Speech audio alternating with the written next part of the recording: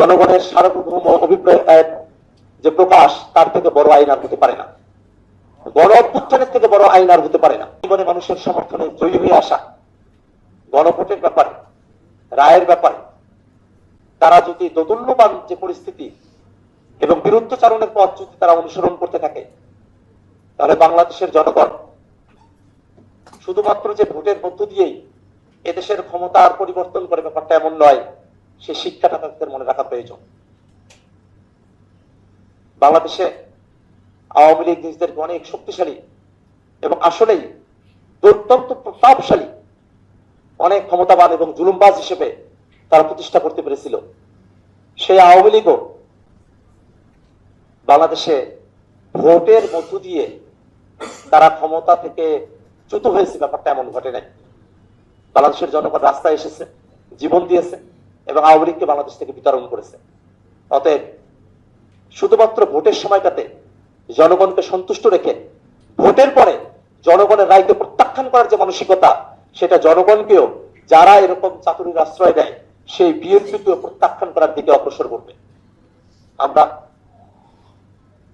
যারা সংবিধান সংস্কার পরিষদের সদস্য হিসেবে শপথ নিয়েছি, আমরা জনগণের আমাদের উপর যে অর্পিত দায়িত্ব, সেই দায়িত্বের প্রতি শ্রদ্ধাবোধ রেখে বাংলাদেশটাকে সামনের থেকে এগিয়ে নিয়ে যাওয়ার জন্যই এবং জুলাই সনদ বাস্তবায়ন আদেশে যেমন ভাবে বলা আছে ঠিক সেটাকে পরিপালন করার জন্য আমরা একই দিনে সংসদ সদস্য হিসেবে এবং সংবিধান সংস্কার পরিষদের সদস্য হিসেবে আমরা শপথ গ্রহণ করেছি।